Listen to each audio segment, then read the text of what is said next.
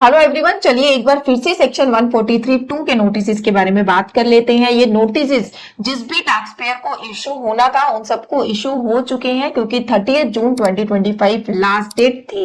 Last date मैं इसलिए कह रही हूँ क्योंकि ये notice 3 month from the end of the financial year in which you had filed the return issue किए जाने थे, यानी कि फाइनेंशियल ईयर 2024-25 में जो भी आपने टैक्स रिटर्न फाइल करी उनके नोटिस 30 जून 2025 तक इशू किए जाने थे। 30 जून हमारी जा चुकी है, आज है हमारा 1 जुलाई। सबसे पहली बात, हैप्पी सीए डे सभी प्रोफेशनल्स को, सभी व्यूअर्स को। मैं भी एक सीए हूं और मुझे 15 इयर्स हो गए हैं ऑलरेडी इस प्रोफेशन में। तो चलिए इस वीडियो में बात कर लेते हैं कि सेक्शन 143(2) का रिप्लाई आपको देना कैसे है। इससे पहले वाली वीडियोस में मैं और चीजें कवर कर चुकी हूँ कि आपको नोटिस क्यों आ रहे हैं, किस मैटर पे आ रहे हैं, किस तरीके की असेसमेंट इसमें कवर होती है, ऑनलाइन आपको रिप्लाई देना है, ऑफलाइन देना है, उसके लिए आप मेरी लास्ट वीडियोस को रेफर कर सकते हैं। इस वीडियो में हम बात करेंगे कि सेक्शन 143(2) का नोटिस अगर आपको आया है तो आपको रिप्लाई देना कैसे है। रिप्लाई देने से पहले एक बार ये नोटिस स्टडी कर लेते हैं। नोटिस में आपको मेंशन किया गया होगा कि किस असेसमेंट ईयर से रिलेटेड आपको ये नोटिस इशू किया गया था, उस असेसमेंट ईयर की आपने रिटर्न कब फाइल करी थी, ताकि आप वैलिडिटी वहीं से चेक कर पाए कि 3 मंथ्स के अंदर अंदर आपको ये नोटिस इशू किया गया है या फिर नहीं किया गया है। सेकेंडली, इस नोटिस में मेंशन किया गया है कि आपको कहां पे जाके इसका रिप्लाई डालना है। देखिए, इस नोटिस के साथ साथ जो है आपको एक और इंटीमेशन मिला होगा, सेक्शन 144(b) का इंटीमेशन, जो कि फेसलेस असेसमेंट के बारे में बात करता है। उसमें ये मेंशन है कि आपको इस नोटिस का रिप्लाई ई प्रोसीडिंग्स के थ्रू करना है, ऑनलाइन रिप्लाई करना है। आपको अपने ई फाइलिंग पोर्टल पे लॉगिन करके ई प्रोसीडिंग्स के अंदर सारे अपने रिप्लाई डालने हैं और वहीं पर ही डिपार्टमेंट का रिप्लाई भी आपको मिलेगा। आपको टाइम टू टाइम लॉगिन अपना चेक करते रहना है, क्योंकि कई बार क्या होता है, टैक्स पेयर का मोबाइल और ईमेल आईडी रजिस्टर्ड नहीं होती इनकम टैक्स के पोर्टल पे, तो उनको वो जो कम्युनिकेशन है वो टाइमली बेसिस पर नहीं मिल पाती है। तो अगर आपको ऐसा कोई असेसमेंट स्टार्ट हो चुका है आपका, तो सबसे पहले तो अपना मोबाइल नंबर और ईमेल आईडी अपना जाके जो है लॉगिन में अपडेट कर दीजिए, ताकि फ्यूचर में जो भी कॉरेस्पॉन्डेंस हो वो आपको मेल पर, मैसेजेस पर जो अपडेट है वो आपको मिलते रहे। तो यहाँ पर आपका सारा फेसलेस असेसमेंट होने वाला है, आपको कहीं पे फिजिकल डॉक्यूमेंट्स नहीं देने हैं। डॉक्यूमेंट्स क्या क्या देने हैं अब इसके बारे में बात कर लेते हैं। नोटिस में कुछ भी मेंशन होके नहीं आ रहा है। मेरे बहुत सारे व्यूअर्स के कमेंट आ रहे हैं यूट्यूब चैनल पर या फिर मेरे पास पर्सनल कमेंट्स भी आ रहे हैं कि मैडम हमारे नोटिस में कुछ भी मेंशन नहीं है कि हम क्या दें। तो यहाँ पे देखिए, एक पैराग्राफ, कॉमन पैराग्राफ है जो सभी नोटिस में देखने को मिल रहा है, वो है आपका, it is advise that you should gather all the information, documents, evidence in respect of various financial transaction you have entered during the financial year under the consideration।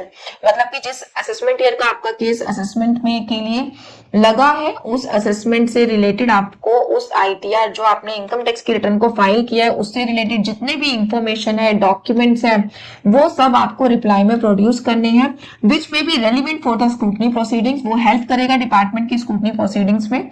And detail question area और communication में भी issue during the course of assessment proceeding. Future में आपको detail question area अगर बनता है department की तरफ से, मतलब उनको लगता है कि ये सब हमें शेयर करना चाहिए आपसे, तो वो लोग शेयर करेंगे, उसके अकॉर्डिंग आपको फर्दर कम्युनिकेशन डिपार्टमेंट से करनी है। अभी तक की स्टेज पर आपको क्या करना है, अपने जो सारे डॉक्यूमेंट्स है अपनी इनकम टैक्स की रिटर्न से रिलेटेड, वो सारे आपको निकालने हैं। उन सब डॉक्यूमेंट्स को आपको चेक करना है कि उसमें कोई ऐसी ट्रांजेक्शन तो नहीं है जो डाउटफुल हो, जो आपने रिपोर्ट ना करी हो या गलत रिपोर्ट करी है। मैं ये बिल्कुल नहीं कहूंगी कि आप ये डॉक्यूमेंट्स जस्ट निकालें और डिपार्टमेंट की वेबसाइट पे अपलोड कर दें। सबसे पहले आपको ये सारे डॉक्यूमेंट्स गैदर करने के बाद स्टडी जरूर करनी है कि इन डॉक्यूमेंट्स का आपने अपनी इनकम टैक्स के रिटर्न में किस तरीके से डाटा यूज किया है। आपने वो डाटा सही तरीके से फीड किया था, नहीं किया था, आपको मान लीजिए फॉरेन असेट्स अपनी डिस्क्लोज करनी थी, आपने नहीं करी, या फुल डिस्क्लोजर नहीं दिया, तो इन सब चीजों का आपको जरूर ध्यान रखना है रिप्लाई डालते वक्त। अब बात करते हैं क्या क्या इन्फॉर्मेशन आप दोगे। मैंने एक छोटा सा टेबल बनाया है आपकी इनकम टैक्स के रिटर्न्स के बेसिस पर कि किस किस तरीके की रिटर्न्स आपकी फाइल हो सकती है और क्या क्या आप डॉक्यूमेंट्स उसमें प्रोड्यूस कर सकते हैं। ये देखिए, आपने अपनी इनकम टैक्स की रिटर्न को फाइल किया होगा और 99% के केसेस में फाइनेंशियल ईयर 2023-24 4 से रिलेटेड जो है ये नोटिस इशू किए गए हैं। रीजन बिंग यही रिटर्न्स ऐसी थी जो फाइनेंशियल 2024-25 में फाइल की गई थी।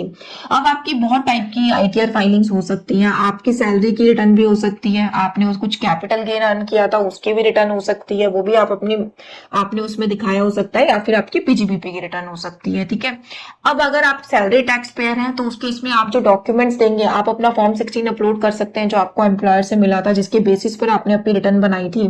आपने अगर अदर सोर्सेज की इनकम भी उसमें मेंशन करी है तो उसके सपोर्टिंग एविडेंस, जैसे कि आपको कोई एफडी का इंटरेस्ट था, सेविंग का इंटरेस्ट था, टर्म डिपॉजिट था, या फिर डिविडेंड था, तो उससे रिलेटेड आपके पास सर्टिफिकेट होंगे बैंक के जो आपने इशू कराए होंगे, जो आपको मिला होगा कि कितना कितना इंटरेस्ट आपको मिल रहा है, वो सब आप अपलोड करिए। आपने होम लोन के डिडक्शन ली थी वो आप सर्टिफिकेट अपलोड करिए। आपके और डिडक्शंस जो भी आपने एलआईसी, पीपीएफ, एनपीएस, मेडिक्लेम, जितना भी आपने अपनी रिटर्न में क्लेम किया है डिडक्शंस, उन सबके कॉरेस्पॉन्डिंग प्रूफ आप अपलोड करिए। आप अपनी कंप्यूटेशन शीट जरूर अपलोड करिए कि किस बेसिस पर आपने ये रिटर्न को ड्राफ्ट किया है। बैंक स्टेटमेंट में मैं स्पेशली यहाँ पे मेंशन करूंगी, सैलरी वालों का बैंक स्टेटमेंट से रिलेटेड कोई डाटा डिपार्टमेंट के पास नहीं जाता है इस स्टेज पर। तो अगर आप बैंक स्टेटमेंट दे रही हैं, सबसे पहले आप बैंक स्टेटमेंट में अपने पूरे साल की एंट्रीज जरूर चेक कर लीजिए कि कोई मेजर एंट्री आई या गई ना हो जिससे रिलेटेड डिपार्टमेंट आपसे इंफॉर्मेशन मांग सकता है। अगर ऐसी कोई एंट्री है तो उसका रिप्लाई पहले से ही तैयार करके रखिए कि ये किस से रिलेटेड एंट्री है, क्योंकि जैसे आप डॉक्यूमेंट अपलोड करेंगे हो सकता है जो आपको क्वेश्चन एरिया ड्राफ्ट होके आए उस पर्टिकुलर एंट्री से रिलेटेड आपसे फ्यूचर में जवाबदारी मांगी जाए। तो अपने डॉक्यूमेंट्स इसी तरीके से अपलोड करिएगा। डॉक्यूमेंट पहले चेक कर लीजिए, सैलरी वाले अपनी बैंक स्टेटमेंट जरूर चेक कर लें कि कोई मेजर एंट्री कोई अनएक्सपेक्टेड सोर्स से उनके पास ना आ रही हो जो कि डिपार्टमेंट क्वेश्चन करे। आईटीआर फाइलिंग अगर आपकी कैपिटल गेन से रिलेटेड है, कैपिटल गेन देखिए कई तरीके का हो सकता है। आपने कोई शेयर सेल करे हैं, म्यूचुअल फंड सेल करे हैं, आपने प्रॉपर्टी सेल करी है, आप क्रिप्टो में डील करते हैं, आप गेमिंग करते हैं, बहुत सारे तरीके के कैपिटल गेन्स आपके हो सकते हैं। तो उस केस में आपको क्या करना है, आपको अपने ब्रोकर के स्टेटमेंट को अपलोड करना है जिसके बेसिस पर आपने रिटर्न को ड्राफ्ट किया था। अगर आपने क्रिप्टो में डील किया है तो क्रिप्टो की डिटेल्स आप जो भी आपका ब्रोकर है वो निकाल के आप अपलोड करिए। आप अपने एफ&ओ की सारी कैलकुलेशन अपलोड करिए। वहां पर आपने स्पेकुलेशन में किया है तो उसकी स्टेटमेंट भी ब्रोकर के यहाँ से निकल के आती है, वो आप निकाल के उनको दीजिए। अगर आपने प्रॉपर्टी का सेल परचेज किया है तो यहाँ पे ध्यान रखिएगा आपकी प्रॉपर्टी के जो आपने कितने की प्रॉपर्टी परचेज करी थी वो वाले पेपर, कितने की आपने सेल करी, सेल डीड आपकी वो, अगर आपने ड्यूरिंग द ईयर कोई कंस्ट्रक्शन कराया है तो उस कंस्ट्रक्शन का प्रूफ, क्योंकि आपने वो क्लेम किया होगा अपनी इनकम टैक्स की रिटर्न में एज एन इम्प्रूवमेंट, उसका प्रूफ। अगर आपकी मार्केट वैल्यू से कम की प्रॉपर्टी की आपने जो है परचेज वैल्यू या सेल वैल्यू दिखाई है तो आपके जो वैल्यूअर से आपने सर्टिफिकेट लिया होगा, क्योंकि उसके बिना तो आपने कम वैल्यू वहां पे कोट की नहीं होगी, तो वैल्यूअर का सर्टिफिकेट। अगर आप इस प्रॉपर्टी की जो कैपिटल गेन है उसके अगेंस्ट आपने डिडक्शन क्लेम करी है, आपने फर्दर पैसा इन्वेस्ट किया है अपनी सेकंड प्रॉपर्टी में, तो जो भी प्रॉपर्टी आपने परचेज कर ली है उसके डॉक्यूमेंट, अगर वो प्रॉपर्टी अभी परचेज नहीं करी है, कैपिटल गेन अकाउंट में है, तो उस अकाउंट की स्टेटमेंट आप लगा सकते हैं कि हमारा अभी जो फंड है वो कैपिटल गेन अकाउंट में है। मतलब कहने का मतलब है रिटर्न में आपने जो जो इनकम दिखाई है, जो जो डिडक्शंस आपने क्लेम की है, उन सबका एक प्रूफ आपको जो है इस रिप्लाई में अपलोड करना है। अगर इस स्टेज पर आपको कोई लगता है कोई भी प्रूफ आपका जो है प्रॉब्लमेटिक है, मतलब इस स्टेज पे आप नहीं देना चाहते, तो आप अभी के लिए उसको होल्ड कर लीजिए। जब डिपार्टमेंट आपसे क्वेश्चन एरिया में डालकर मांगेगा तो आप अपलोड कर दीजिए, बट अपरेंटली आपको ये सब प्रूफ देने हैं, क्योंकि जितने क्लियर पेपर आपके अभी जाएंगे उतनी ही जल्दी आपका केस सॉल्व होगा, उतना ही केस आपके फेवर में सॉल्व होगा। उसके बाद अगर आपकी पीजीबीपी की इनकम है, आप बिजनेस रन करते हैं, उसके अगेंस्ट आपको ये नोटिस इशू किया गया है, तो आपकी मान लीजिए ऑडिट होती है तो ऑडिटर की रिपोर्ट लगाइए, आपका बैलेंस शीट बनता है, पी&एल बनता है, तो ये सब इन्फॉर्मेशन आप वहां पे अपलोड कर दीजिए। आपकी कंप्यूटेशन जरूर होनी चाहिए पीजीबीपी की इनकम के केस में, क्योंकि पीजीबीपी में क्या होता है आपकी डिटेल बैलेंस शीट पी&एल बन रहा होता है, तो कंप्यूटेशन जरूर अपलोड करिए। पीजीबीपी के केस में आई प्रेफर कि आप बैंक स्टेटमेंट भी जरूर अपलोड करें, क्योंकि जो भी आपकी बैलेंस शीट और पी&एल बनती है वो सारा डाटा आपके बैंक स्टेटमेंट से ही कोरिलेटेड होता है। तो बैंक स्टेटमेंट सबसे पहले खुद से चेक कर लीजिए और उसके बाद डिपार्टमेंट को रिप्लाई में अपलोड करिए। अब आपको रिप्लाई कैसे बनाना है, एक लेटर आप ड्राफ्ट कर लीजिए कि हमने आपकी जो सोर्स ऑफ इनकम क्या थी वो आप उस लेटर में मेंशन करिए कि इस फाइनेंशियल ईयर की रिटर्न के लिए हमने ये सोर्स ऑफ इनकम थी हमारी, और हमने जो है ये प्रूफ जो है हम इस लेटर के साथ अपलोड कर रहे हैं, और ये सारे प्रूफ आप गैदर करके रखिए, उसके साथ आप अटैच करिए, और वहां पर जहां पर भी आपकी ई प्रोसीडिंग्स इनिशिएट की गई है ऑनलाइन पोर्टल पर, वहां पर जाकर आप अपलोड कर दीजिए। तो एक बार मैं आपको बता देती हूँ कि कहां पर ये अपलोडिंग होती है। रिप्लाई के लिए आपको इनकम टैक्स के पोर्टल पे जाना है, वहां जाने के बाद आप पेंडिंग एक्शंस में जाएंगे, ई प्रोसीडिंग्स में जाएंगे। तो ये देखिए यहाँ पर सेक्शन 143(3) की जो प्रोसीडिंग्स है वो इनिशिएट हो चुकी है।